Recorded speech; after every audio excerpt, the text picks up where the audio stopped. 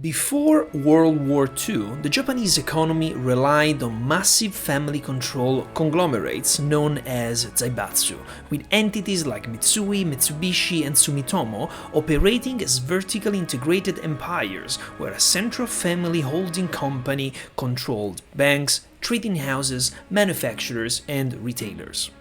Because the Meiji government provided them with lucrative contracts, they became inseparable from state power. By the 1930s, just 4 Zaibatsu controlled a quarter of all paid-in capital in Japan to form the economic backbone of Japanese imperialism.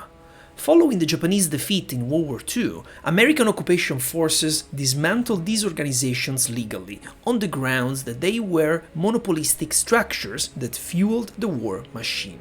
By stripping away family ownership and dissolving the holding companies, authorities ensured that Zaibatsu families lost wealth they had accumulated over multiple generations through a corporate revolution imposed entirely from the outside. Rather than scattering, Japanese companies reorganized into Keiretsu, a structure translating to a headless combination because it lacked a single family at the top or a holding company issuing orders.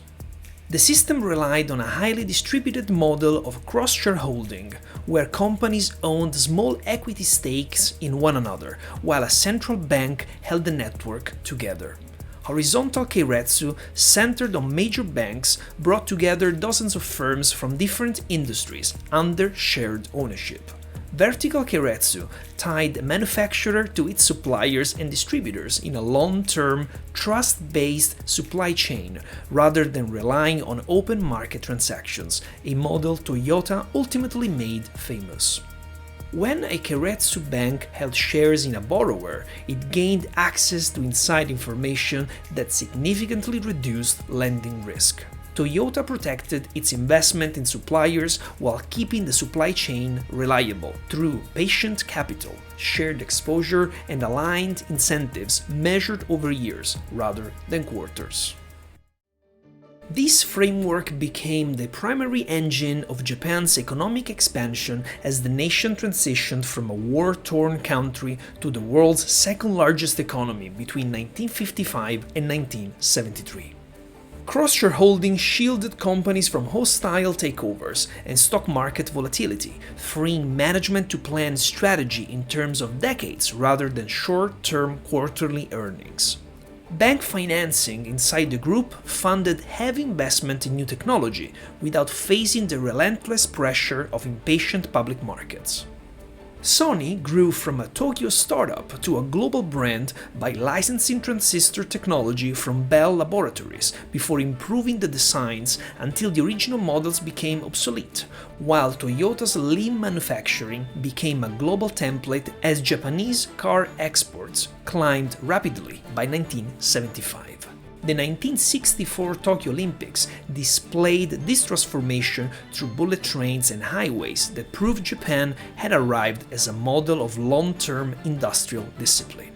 When the 1973 oil shock hit, closed supplier networks enabled rapid prototyping that allowed companies to pivot quickly to fuel-efficient cars and energy-saving appliances, while other economies staggered under quadrupled prices. As Japanese firms expanded across the Asia-Pacific region, they carried the Keiretsu logic of long-term supplier relationships, preferential trading, and loyalty over price to neighboring economies, already building corporate networks shaped by local history. South Korea's Chaebol represent the most obvious parallel, featuring diversified corporate groups with deep government ties and long investment horizons.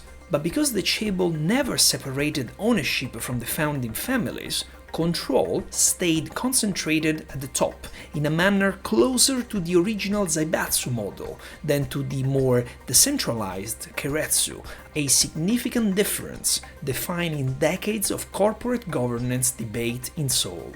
China developed the Guanxi network, functioning as a dense web of personal relationships, mutual obligations, and trust governing business operations beneath formal contracts. China also built state-owned enterprise conglomerates and vast private holding groups replicating Keiretsu-style preferential trading and loyalty, although the political party coordinates instead of a main bank. Keiretsu ties were registered and codified, while Chinese business relationships form rapidly but disappear overnight when political winds shift.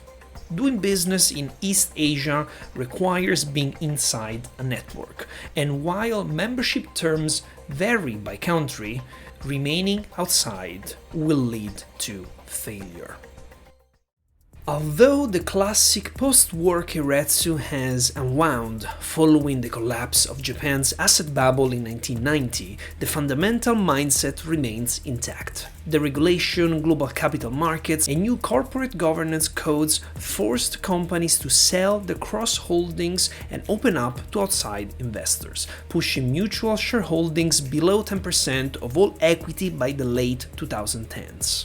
During the 2000s, Japan's largest manufacturers transformed vertical networks into joint development platforms, facilitating shared research, rapid prototyping, and continuous improvement, rather than simply using proximity to extract cost savings.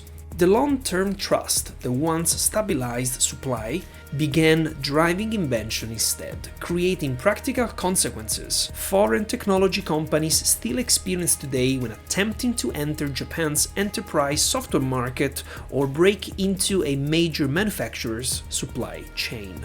Organizations encounter invisible walls consisting of a web of relationships, shared history, and mutual obligations accumulating for decades without any formal exclusivity or holding company blocking the door.